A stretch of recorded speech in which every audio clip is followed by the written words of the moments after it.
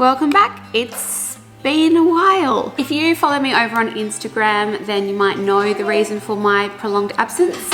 If you don't, but you've been around here for a while, you might have guessed.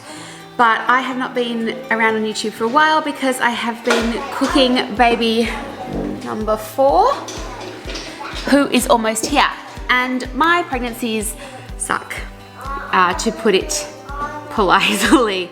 I get a whole variety of really unpleasant symptoms, and I very much live in survival mode the entire time. And at no time is that more true than now, where we're in the last month, the final hurdle, and I am, very much in survival mode.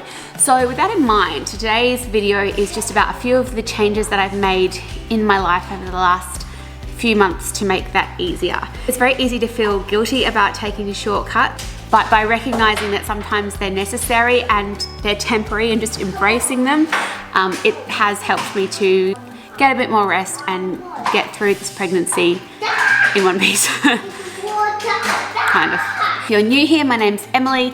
I'm a mum to 3. I currently have a 5-year-old, a 3-year-old and a 1-year-old, with our 4th baby due in a matter of weeks.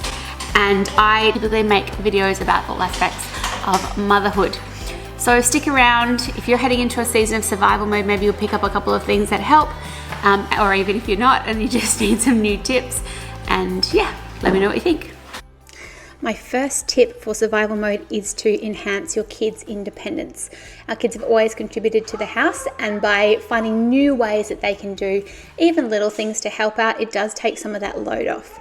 We're currently managing our chores using the Skylight calendar, which they love, and that's keeping everybody motivated. As well as up-leveling independence when it comes to contributing around the house, it's also been really important to make sure that the kids are as independent as possible when they're having their quiet time in the car, anything that allows me to not have to referee or to do a million tiny things anytime anybody needs them. So we spend a lot of time using our Yotta players, which I fully reviewed in another video. And then recently, iClever sent us these amazing headphones to go with our Yotta players, and they have been a real win.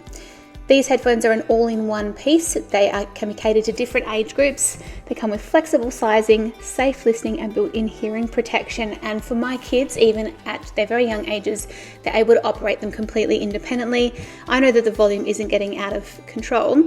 And best of all, we can have multiple kids in one room or multiple kids in one car listening to what they want to listen to, which saves me both from the bickering and also from the tedium of constantly having to listen to play school music on repeat.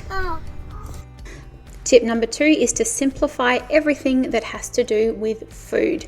I know I'm not the only parent out there who gets very tired of the endless cycle of meal plannings. At the moment, we're putting that in on our Skylight calendar as well because it's able to use that feature. I do have a referral code for Skylight if you'd like to pick one up with a bit of a discount. I'll link that below. But at the moment, it's just helping us keep track of our meals. The meals themselves are very simple, and at the moment, I'm finding that anytime I do cook a main meal, I'm going to try and double that. I'm going to try and cook one for now and stick one in the freezer for later, probably after this baby is born. I also am currently feeling zero guilt about doing all my grocery shopping online for delivery. I have opted into our local supermarket's delivery service, which means I can get same-day delivery and makes life a lot easier every time I forget something. The last area where I've really tried to simplify things and take some temporary shortcuts is the laundry. And this is one that I have felt guilty about because normally we do try and be quite environmentally friendly. But for this few months, I have cut myself some serious slack. So for the moment, that means that almost everything is going in the tumble dryer rather than being hung out. It is winter here, or at the end of winter. So it is wet and our backyard gets no sun in the winter. So rather than trying to dry things on airers all around the house for the moment, 95% of things are just going in the dryer, and that is the way it is. And in the same vein, we are also taking a break from using cloth nappies. We've used them almost exclusively for the 5.5 years that we've been parents, but recently we started running into some trouble with some of our stash. A lot of our PUL covers were delaminating, and rather than take the time to troubleshoot, I decided to put them aside for a while until this baby is out of newborn nappies, and then we will go back into them for new baby and for Lincoln as well. Funnily enough, taking a break from cloth nappies has actually made me more inspired to get back into them because I do miss the benefits, but not having those few extra loads of washing a week and not having to battle with nappies that are having problems for now has been a load off my mind.